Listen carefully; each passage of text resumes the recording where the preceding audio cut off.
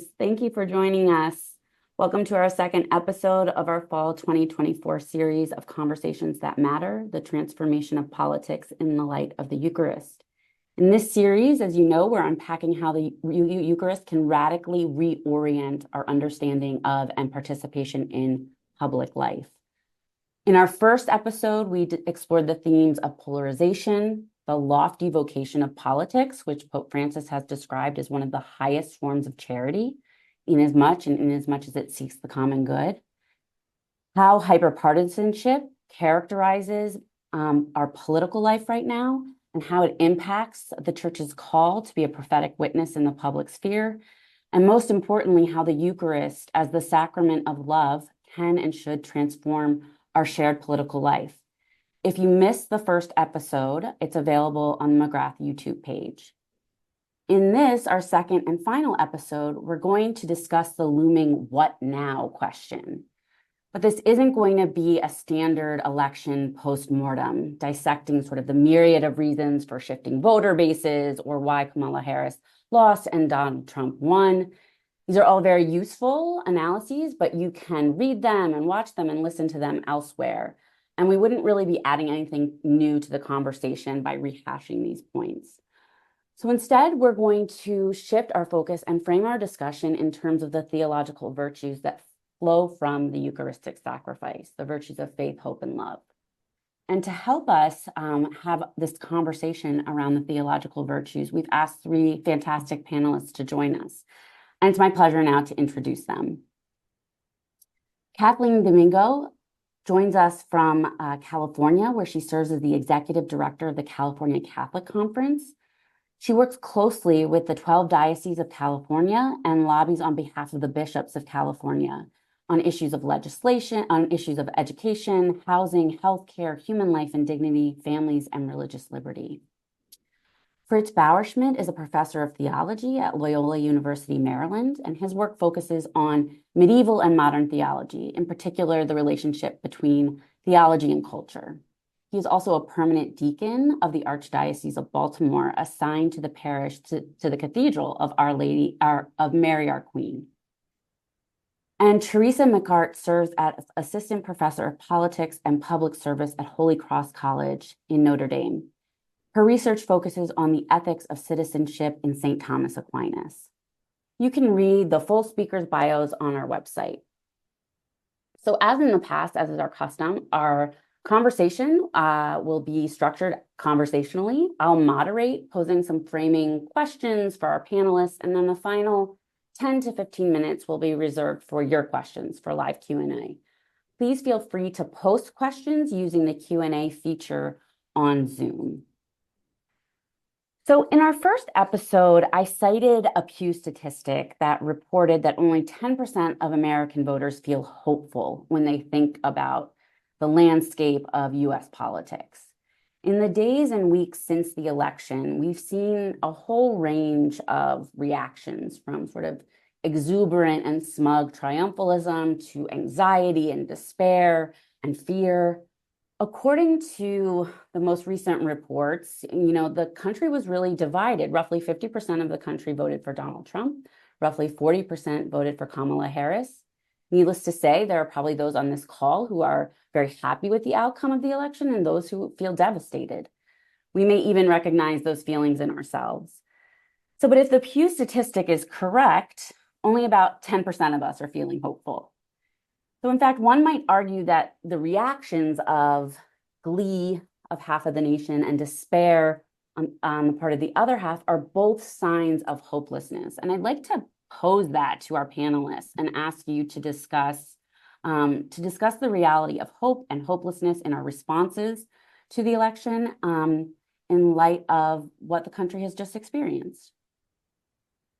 I think that it's helpful to begin by just defining what hope means for a Christian, because it's not just optimism, which I believe is just kind of like this cheery belief that life will get better, like Little Orphan Annie singing "The sun will come out together" or tomorrow, sorry. And of course, there's like a more sophisticated version of this, which is philosophical progressivism, or the idea that all of human history is kind of on this upward trajectory, and as a species, we're all getting better over time. Because neither of those is real Christian hope, which is actually compatible with feelings of disappointment, sadness, frustration. In the Christian tradition, hope isn't just a feeling, but it's a theological virtue that desires enjoyment of God in the beatific vision as the highest good and the only good that will bring total fulfillment to our souls. It's a firm expectation that as God has promised us, through grace, we will one day see him face to face. So fundamentally, it's this trust in God as a God who keeps his promises.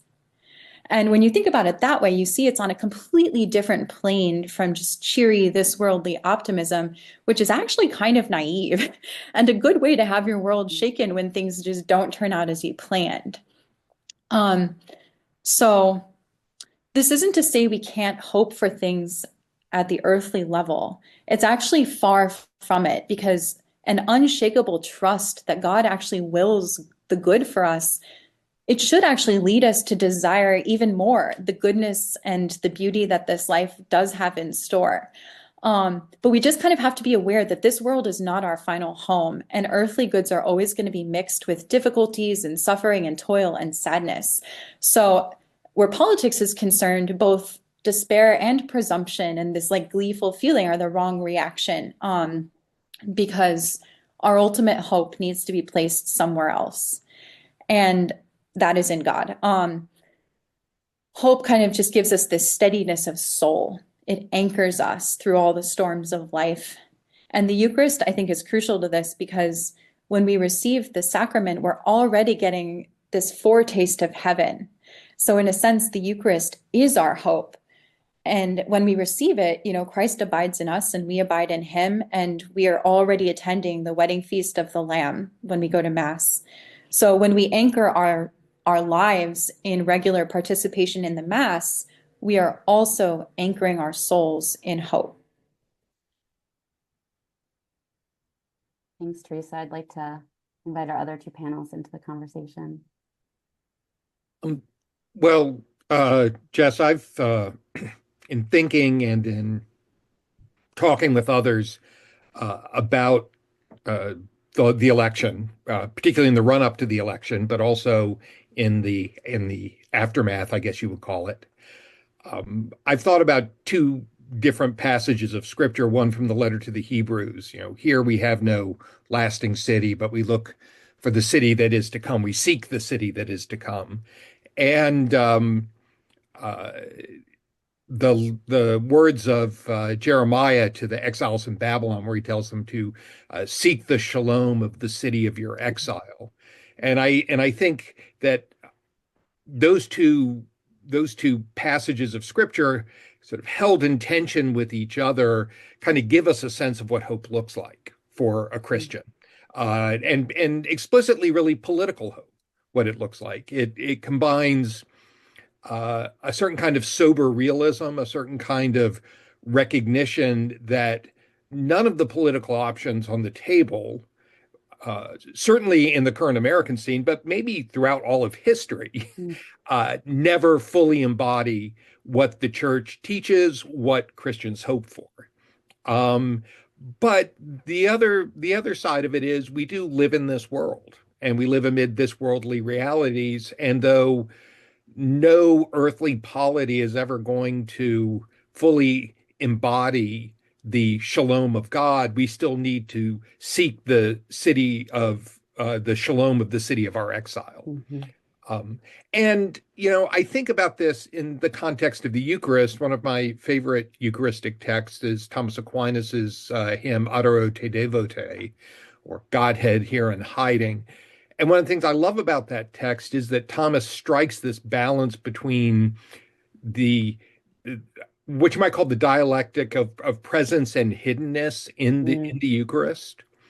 How we firmly believe that Christ is really present, but we also acknowledge the veiled nature of his presence, and how that veiled nature awakens in us a kind of eschatological longing for the unveiled vision of beatitude.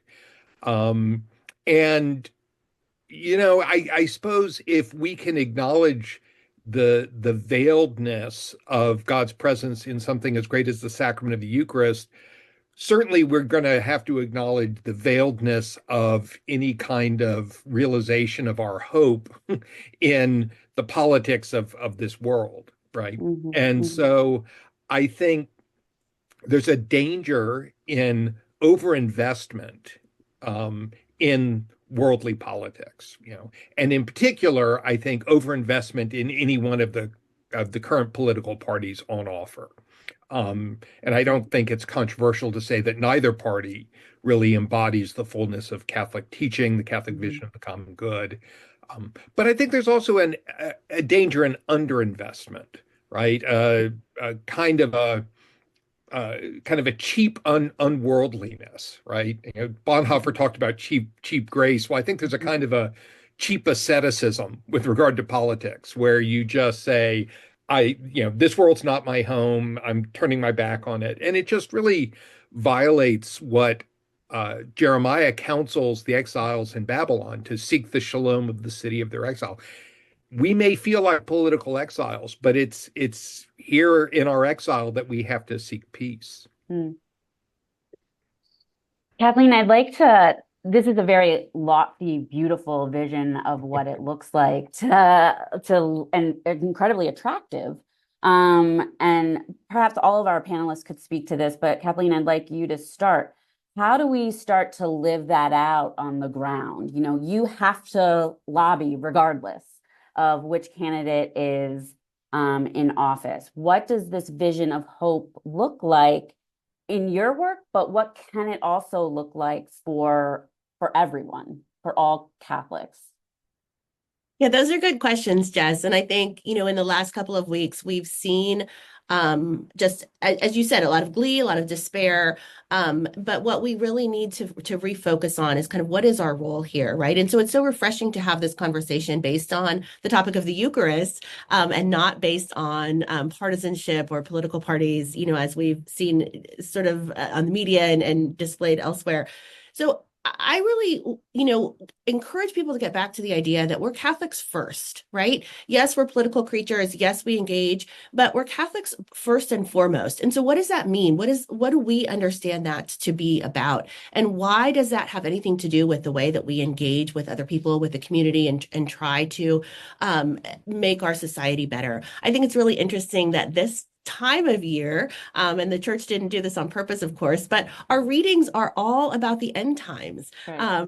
right? All about eschatology. And so it's really an interesting refocus for us. The reading for this coming Sunday, in fact, from the Gospel of John, Jesus is quoted as saying, my kingdom is not of this world. And really, helping us to understand what we're here for. So when we focus on the Eucharist, we just came out of this wonderful Jubilee year. And when we do that, imagine that every Mass, you and all the people, there with you at that Mass are standing at Calvary, witnessing the sacrifice of Jesus for everyone, for every person, and that you're truly there at that moment. And then when you walk out of church, are you likely to get into a partisan argument with the person who is sitting in the pew next to you? No, right? And so I do think that might be a simplistic way to look at it, but it truly is what we're supposed to be as Catholics, as this understanding that Jesus died one and for all of us. And in the sacrament of the Eucharist, there is unity. We are united in a way that is supernatural and divine. And so all of those kind of partisan things can float away, and we can say, what does the Eucharist, what does Jesus teach us about loving our neighbor truly? Well, first of all, he teaches us that we need to know our neighbor. We need to have an understanding of who he or she is, right? We have to have an understanding of the common good. And so that we can act in such a way that we are helping our neighbors to flourish. And I think those are the most important things that we can take away from this. Let's let go of sort of some of these other partisan sound bites. We've had so many during this election season, and instead focus on how do we create a pathway forward, no matter what party party you belong to, or no matter, what side of the road you might be on, how do we make a pathway forward so that we are encouraging human flourishing, so that we are encouraging people to live the lives that God wants them to live? And I think in a particular way, there's a moment of hope here. We've had a lot of people sort of in the wake of the election start talking about families and refocusing on family policy. How do we get back to the basics? How do we talk about human flourishing for individuals, but in a particular way, families? How do we start making politics work for families? And I think that that's a really good way for us to sort of bring Jesus' commands to love your neighbor as yourself into this role of politics. So it's a little bit simple, but I think it can be really earth-shattering if we make that the center of our political engagement and our desire for the common good. Thank you. Do either of our other panelists want to add anything? Actually, I want to just kind of like drive home a point that Kathleen made earlier about how we are united in the sacraments. This is actually something really difficult to wrap our head around. I mean, it is for me. Like, imagine the Catholic who makes you so frustrated because they're on the completely opposite side of the political spectrum from you, and you think that they are wrong. Like, imagine that person, if there is that person in your life. It is a fact, if we believe that grace is efficacious, that because of our baptism, like by virtue of the sacraments, we are more closely united to that person than we are to the non-Christians and non-Catholics in our social circles, in our political action committees, in our party, and who live next door. Like, it is a deep union that is almost like difficult, I think, for us to acknowledge sometimes. So, yeah. I was thinking, as somebody who preaches on a regular basis, Kathleen, I've actually had the experience of coming out of Mass and getting into a political argument with someone on a couple of occasions. One, a very extended one that ended up being disappointingly fruitless, given that we had both just been at the Eucharist together. And so I do think that, again, as I was saying, so even in the Eucharist, our unity is kind of veiled, right? I mean, it's manifest, it's there present in sign, but there is always this sort of element of eschatological hope, even in the Eucharist. And I remember that particularly the one conversation, which I still go back over again and again in my mind. This person responding to something I'd said in a homily, and I just think, well, should I have said something different? And I kind of think I shouldn't have. I still stand by what I would say, but I also remember the profound feeling of sadness that he and I could not have a more productive discussion about these differences, could not find some sort of common ground. And it kind of felt like maybe for both of us, maybe the political positions mattered more than the unity of the Eucharist. I hope that's not true. I certainly hope it's not true of me. I hope it's not true of him.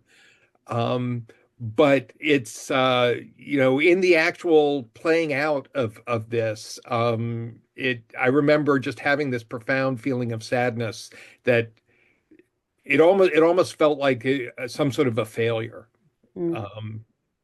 And I don't know what to do with that. I mean, I think that in some ways that strikes me as the right response to not seeing the manifestation of Eucharistic unity, is that we should feel this deep and profound sadness. And that's not usually what we feel. We usually feel anger or resentment or some other feeling, but a sadness that moves us to really sorrow for the fact that our world we have not achieved the eschatological end of unity yet. Not that we will achieve it, Christ will achieve it, but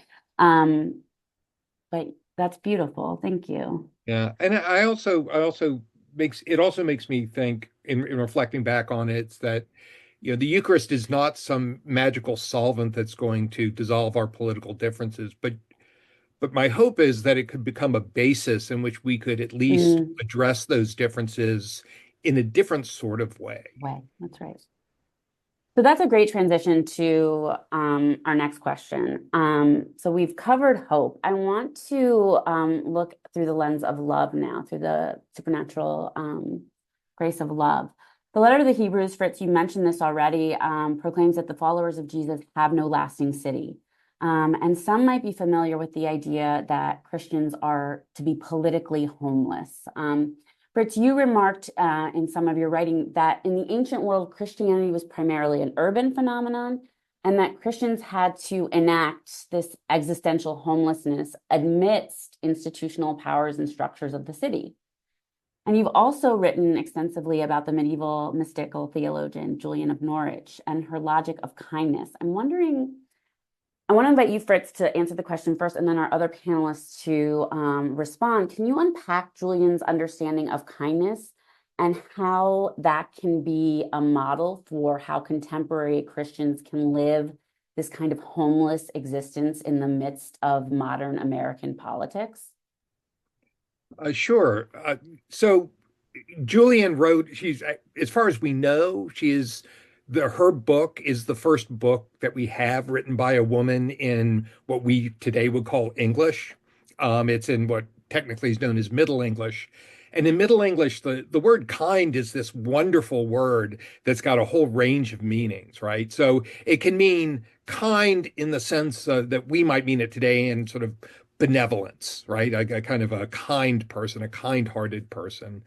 But it also means nature, as when we might talk about humankind or, I don't know, rabbit kind. I don't think we use that phrase, but the kinds of things that things are, right? And it's also related to our word for kinship, right? So people who share a nature are kin with each other. And so when Julian develops this notion that she says, God is kind itself. She's both making a metaphysical point, not unlike Thomas Aquinas. God is esse ipsum subsistens, right? God is self-subsisting existence, right? So God is kind itself. But she also says God is the source of all kinds, right? So that all the created natures flow forth from God. So it's got this metaphysical register for her, but it's also got what I would call a moral or spiritual register where because we in our various kinds all come forth from the kindness itself that is God, we have kinship with each other. And therefore, our response to each other, the way in which we live together, should be characterized by kindness, by benevolence, well wishing, seeking the good of the other. So I think probably most people right now would agree that our American politics are remarkably unkind.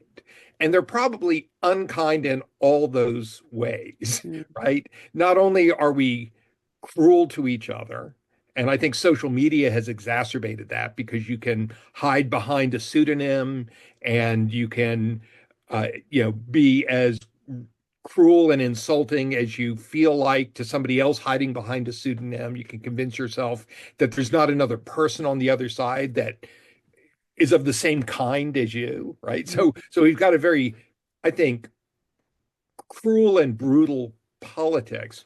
And I think there's also something profoundly unnatural about it, because I think what's natural to us, given that we all come forth from God, is to seek the common good. And as near as I can tell, there's not a lot of that going on these days. There's a lot of seeking of individual goods. I mean, a lot of discussion about how people were voting their pocketbooks in this just past election, which is understandable. I mean, I understand people have real economic realities they're dealing with, but I think there's a lot of individual interest, and then there's also this partisan difference. Less important than the common good is watching the other side lose, right? And this is, I think, profoundly unkind, not just in the sense of being cruel, but also I think it's unnatural to us because I believe we really are social animals. And I mean, if Christianity is about anything, it's about the belief that love is at the heart of existence, is at the heart of reality, and that all of these kinds that come forth from the kindness of God are coming forth from divine love. And we're, as the band Talking Heads used to say, we are creatures of love. And but we don't act that way. And that's something very, very unnatural. Mm.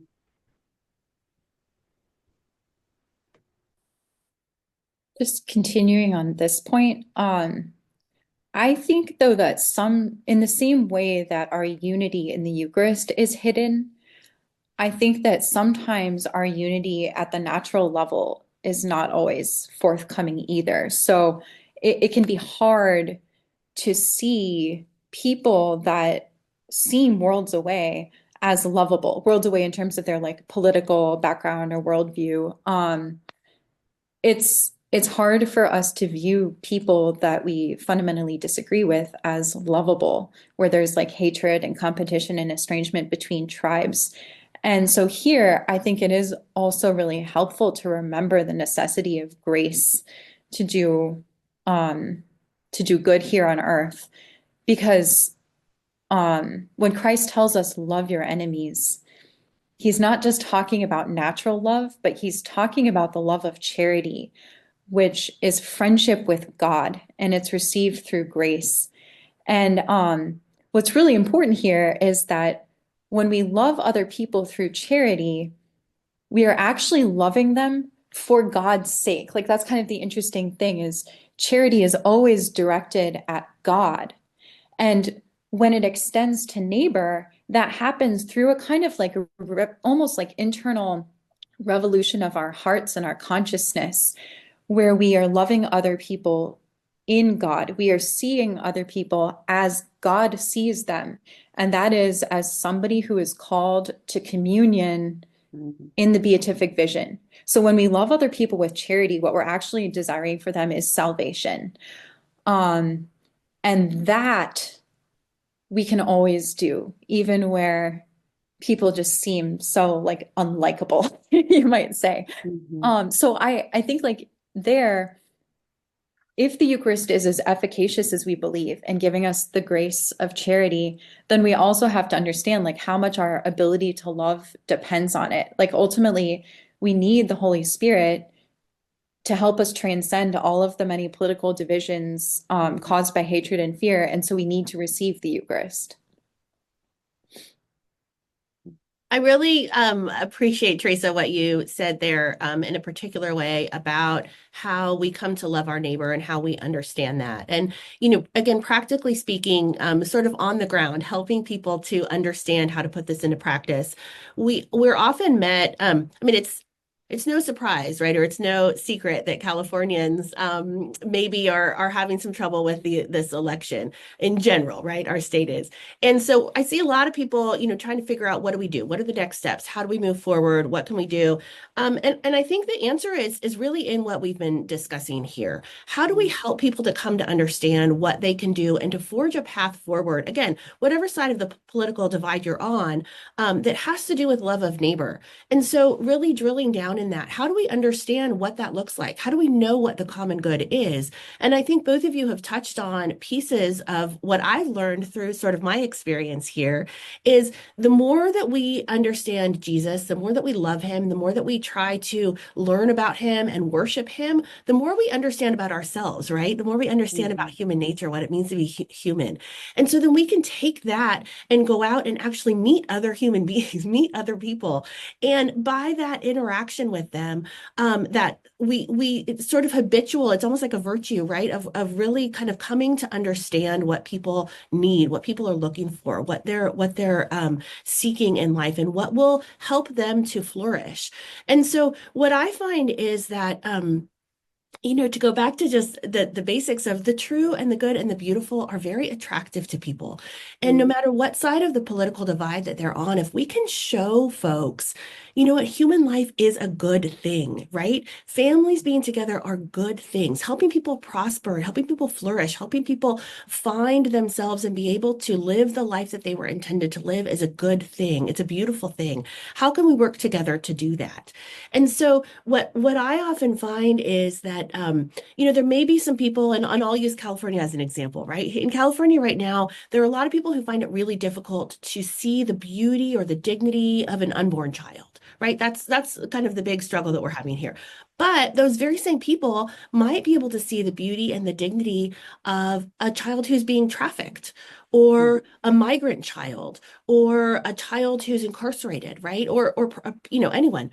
And so we take those little bits, those little moments of beauty, of truth, and we build on those. And we help people to understand, okay, this person and this person over here, they're the same people, right? And so find that beauty, find that dignity, and let's enhance that. Let's talk about how we can help them to flourish where they are. And then let's build a little pathway of human dignity. Let's build the common good around these moments that we have in common and bring people to a deeper understanding. The consistency of our faith, again, based on the person of Jesus, right, and his teachings, is really something beautiful that can resonate with people sometimes over time. Now, does that mean that our political folks on the other side are all going to come over to our side and see, our Catholic social teaching in its entirety and understand the dignity of every single person? No, but we can help them to understand that there is consistency in our teaching and that it's based on something very real and something beautiful. And again, I think that that's the more that we as Christians, and particularly as Catholics, go to the Eucharist for our strength in this, the more that we can have those ready responses to people to be able to show that experience. I know more about myself because I go to Mass, because I participate in the Eucharist, because I go to adoration, because I talk to other people about what their experiences are. I know more about them. And then those things can work together to build the common good. So I think this conversation is so heartening, and hopefully hopeful for listeners who, maybe have just been so beaten down by the rhetoric that's come out after the election, that there is really an opportunity for hope here. And the hope is already in something that we have and that we do as a regular part of our Catholic practice. Mm-hmm. Kathleen, something you said struck me about sort of the challenge of California being particularly related to abortion, is that so much of our faith needs to be lived out in a context-specific way. We're called to solidarity no matter what, no matter who wins the election, but who we are called to be in solidarity with might be different with one candidate or another candidate, or where we live in the country. And so an important part is discernment of where does my solidarity need to lie given where I live, who's in office, et cetera. Who do I need to be particularly attentive to? Who's most vulnerable? So I think that can be also a helpful sort of concrete way to think about how do I bring these virtues into practice. I want to follow up because we had this question in our last panel about the common good, and we mentioned it several times today. We seem to be drawing, the common good gets used in political discourse all the time. It often means something very different than what we mean by it in Catholic social teaching. So how can the notion of a common good, which for us, I think, draws on a more classical definition of politics as seeking the good of the polis in a way that both preserves individual goods and communal goods and doesn't see those as in competition with each other, expand or broaden our understanding of the political. Right now, we're so caught up in thinking about it's the national political. How can we expand our understanding of what the political is in our own neighborhoods, families, contexts, et cetera? I think when you ask about expanding our notion of the political, this is something I harp on a lot, right? That we've reduced the politics to statecraft and then even further reduced it to elections, right? And I was thinking about an experience I had this summer. So I, every summer for, I don't know, the last 6 or 7 years, I've participated in what my family calls Thomas Aquinas summer camp, where a group of other people interested in Thomas Aquinas, we get together, about a dozen of us. We pray the daily office and have mass every day. And most of our time, aside from recreating in the evenings, is spent reading through the text of Thomas Aquinas. And one of the participants in this, we got into a discussion of politics, which is not usually, I mean, not our usual topic of conversation. And this person held a view that I strongly disagree with, having to do with the legitimacy of the 2020 elections. I mean, to come clean, I think they were legitimate. He did not. And we were actually able to have a productive conversation. Not that either one of us convinced the other of our position, but we were able, one, it was productive just because it was respectful. It was actually respectful, and we were able to hear the concerns and now I feel like I have a better understanding of how somebody who I think of as an intelligent, rational human being could disagree with me, or at least not fully agree with me on this issue. And I think what we'd been doing over the last 6 or 7 years had been building a groundwork for that conversation. Shared prayer, shared study, companionship, socializing together. And I feel like that has to be seen as politics too, right? Mm-hmm. The political groundwork might be stuff that doesn't look very political to us. Okay. And it's, I mean, certainly participation in the Eucharist is one. I think there's also secular analogs. Working in a community garden with someone, I mean, I think there's lots of ways in which things that don't seem like politics to us are so politically important if we're ever going to get past our political impasses. First of all, Thomas Aquinas summer camp sounds amazing. It really does. Like, please sign me up. I'll see if I can get you an invite. This is actually like related though to Thomas Aquinas's understanding of justice and the common good. Like, he says that there is a virtue called general justice, which is any action that contributes to the common good of a society. So sometimes in my classes, I also call it common good justice. And that is not something that is limited to the ballot box or the legislative chambers. That is something that people in every vocation can participate in, to the extent that you think about the society as a whole and how to build it up through your specific like talents and whatever way of life God has called you to. So like for a mother, this could be raising virtuous children who love their country with a healthy kind of critical love and will someday be good citizens. For, I don't know, like the CEO of like a Fortune 500 company, this is going to look very different. It could be by paying a just wage, by attending to the spiritual needs of employees as well as their material needs, by publicly defending justice and goodness and truth from whatever platform they inhabit.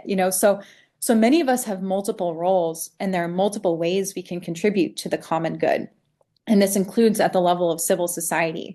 Like Alexis de Tocqueville, one of the greatest commentators on American politics, he said that Americans are uncommonly good at forming associations to carry out projects just by their own free will, these voluntary associations. I don't know if we're so good at that anymore, but that is something that Catholics can do. We can build schools. We can build community service organizations. We can raise really strong, faithful families. And that is always available to us, So you may feel kind of disenfranchised in whatever state you live in, like Republicans in Illinois or Democrats. Yeah, I'm trying to think where, in like the South or somewhere. But you can still build up the common good at the level of civil society. And that's just like a place to focus your efforts.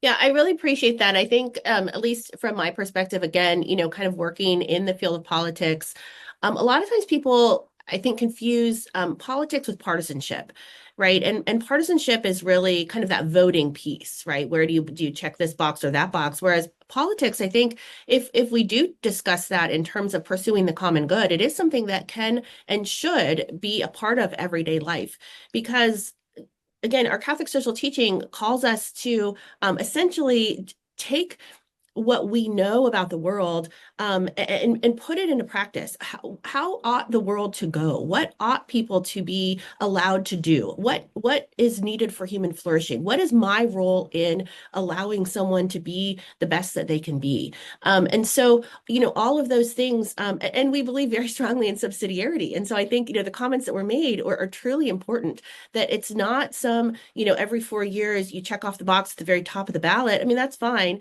But really, this all plays out on a very daily basis, because in a very practical sense, the people who run for office grow up in the neighborhoods that we all live in, right? And so decision makers at that level, are in our schools with our kids. They're, on basketball teams. They're with us in our neighborhoods. They're with us in our churches. They're with us in our pews.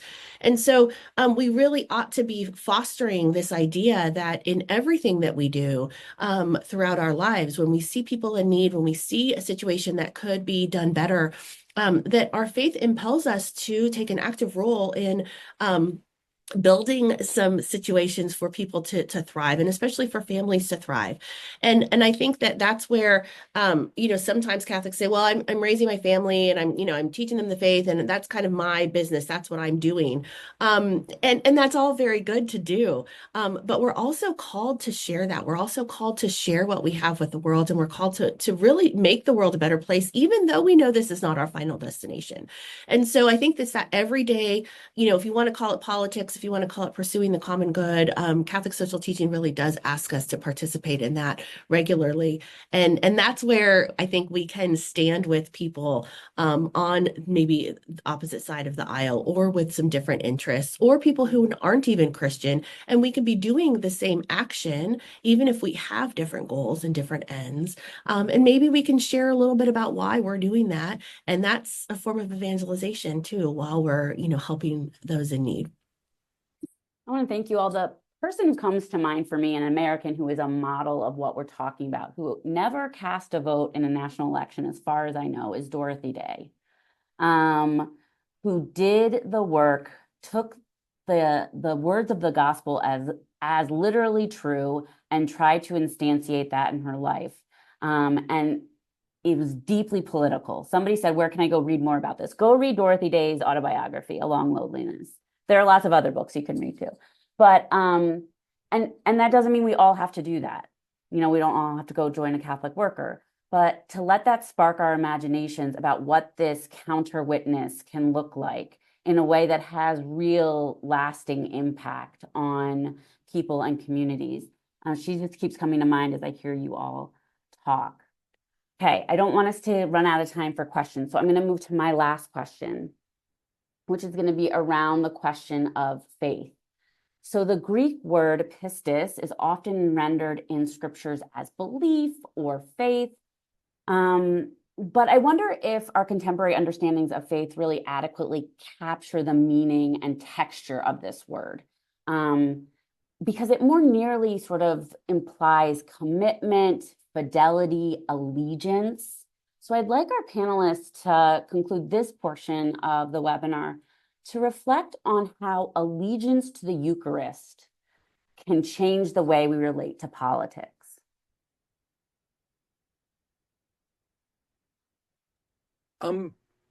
This semester, in teaching an introductory course in theology,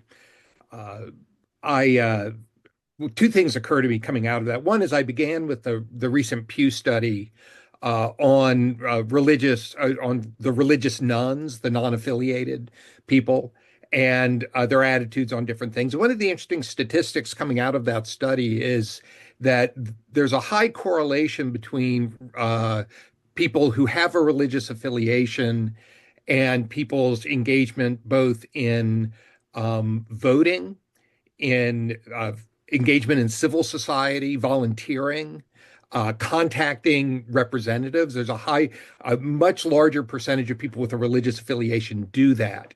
What's interesting to me about it is when you separate out in the religiously affiliated, those who are what I would call regular practitioners who go to church at least twice a month, and those who rarely, if ever, go to church, but still count themselves as having a religious allegiance. The non-practicing religiously allegiant are almost indistinguishable from the unaffiliated. Mm. And so it's not, faith can't just be about what's between our ears, right? Faith has to be about kind of ongoing practices. The ongoing, we talk about in Catholicism, we talk about the practice of the faith. And that doesn't mean we keep believing something over and over again until we get really good at it. It's not practice in that sense. It's practice in the sense of kind of embodied actions flowing from this virtue of faith. So that's one thing. The other was reading the Gospel of Mark with my students, and all the talk about faith in the Gospel of Mark. And it struck me, and I pointed out to them that in Mark, faith is not contrasted with doubt. It's not like having one opinion versus another. Faith is really contrasted with fear. Right? So the woman with the hemorrhage who reaches out and touches Jesus's garment, the faith that's being commended is not her opinion about Jesus. It's the fact that she, because of what she believed about him, was willing to reach out and take that risk. And so I think that's the other thing about faith, is it not just has to be practiced, but that the practice of faith should give us a certain kind of fearlessness. And I think we have a very fear-dominated politics. I mean, I feel pretty confident. I mean, I hate to be a pundit about the just past election, but I feel pretty confident that most people cast their vote against the other candidate rather than for the candidate that they cast their vote.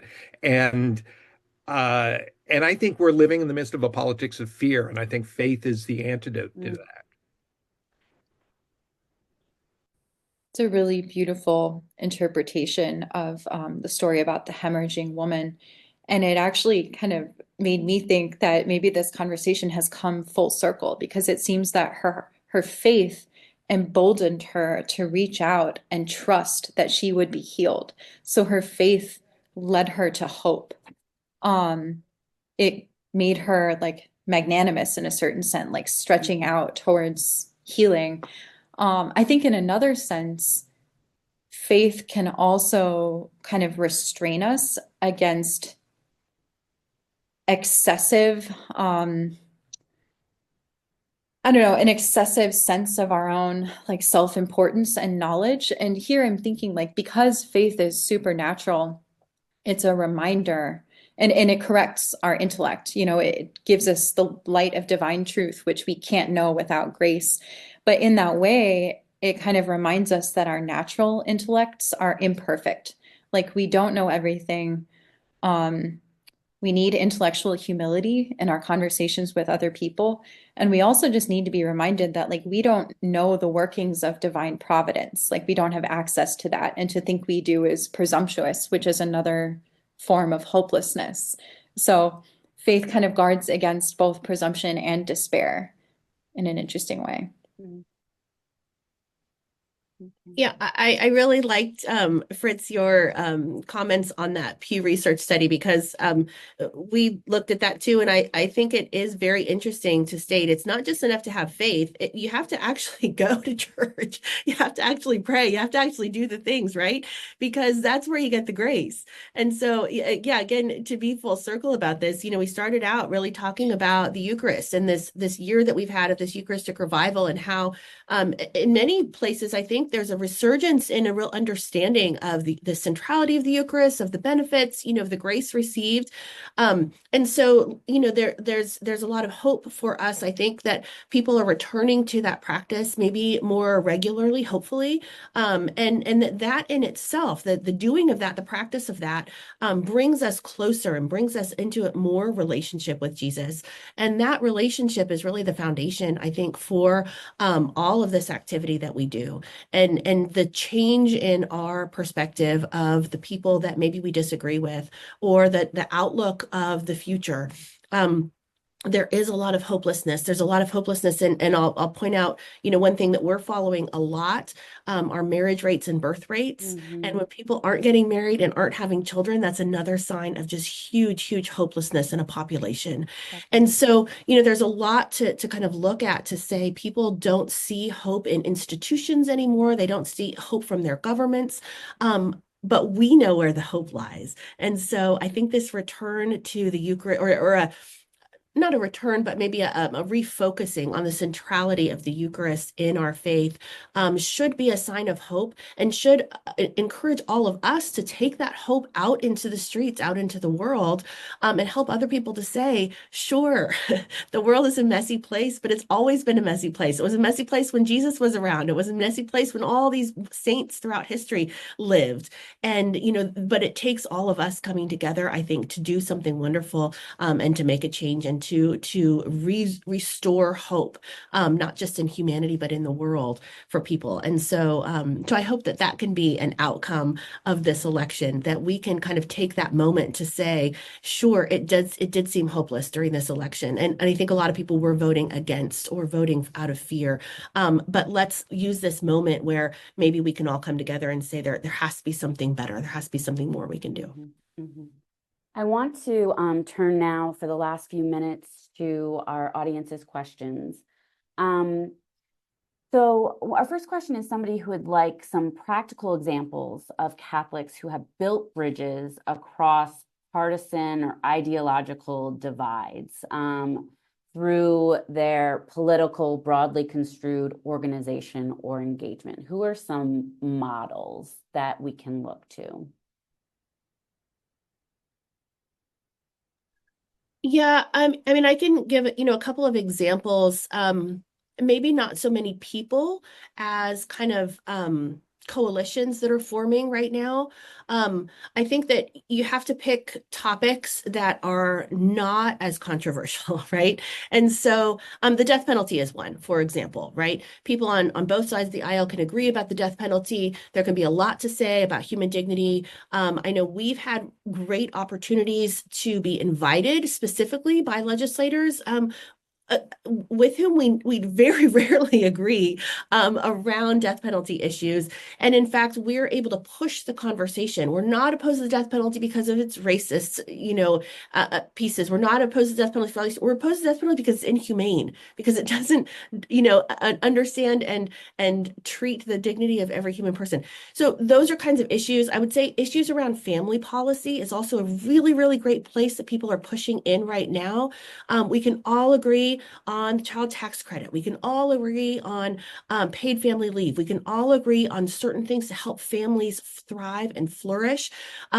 And so I would say those moments, like look to those opportunities. And then when you're in the midst of these coalitions and in the midst of these conversations around topics you agree with, then you can start bringing up other things. And you can say, well, what about those parents who don't want to work, who don't want childcare? They want to stay home with their children. Shouldn't they be allowed to do that also? What can we do to support those families? What can we do to support larger families? Not everybody just has one or two kids, right? What can we do to support those kinds of families? What can we do to make sure that we're keeping aging parents in the home, and that adult children who have the opportunity to take care of their aging family members, things like that might be a little bit more difficult to broach just as a singular issue. So I would say look to those people who are building bridges across the aisle. Right now, there are a lot of people who are interested in the topic of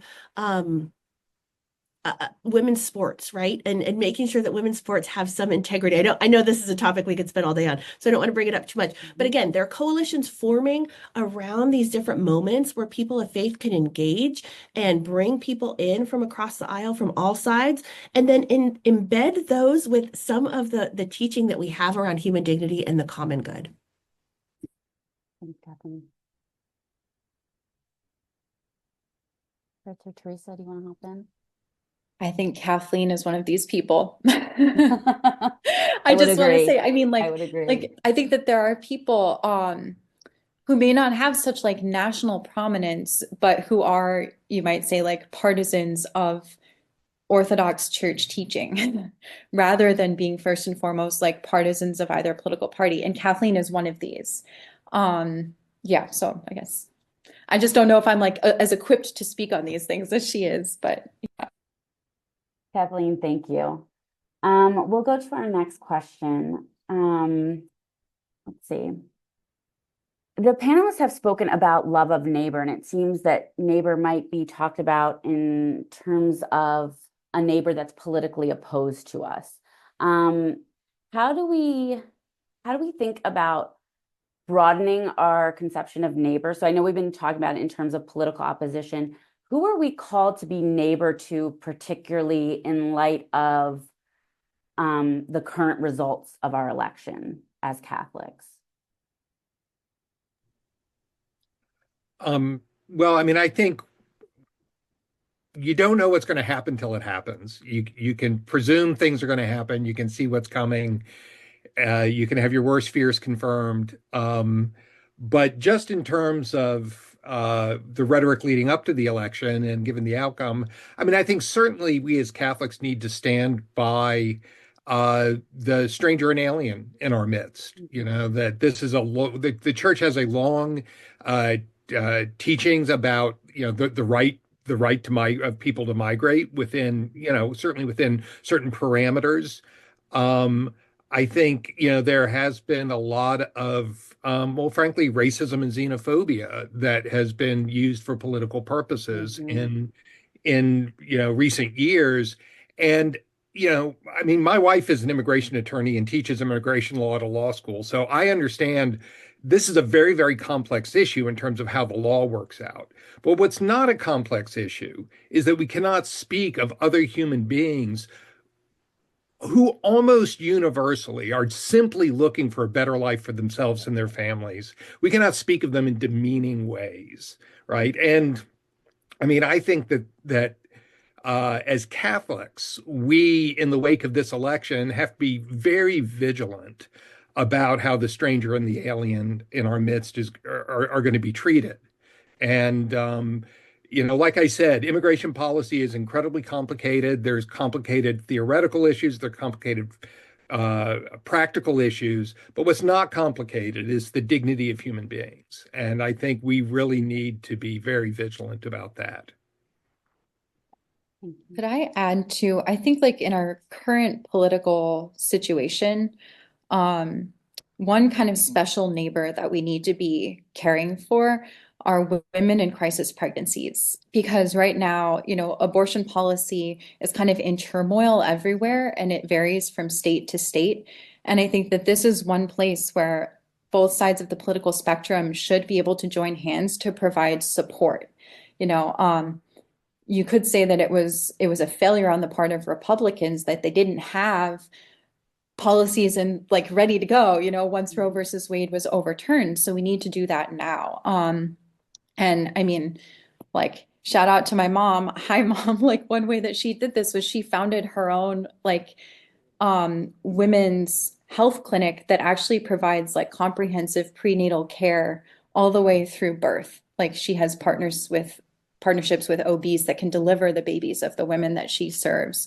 So I think that that's a very special demographic that needs our attention, that we need to be neighborly to, you might say, in this particular political moment we're in.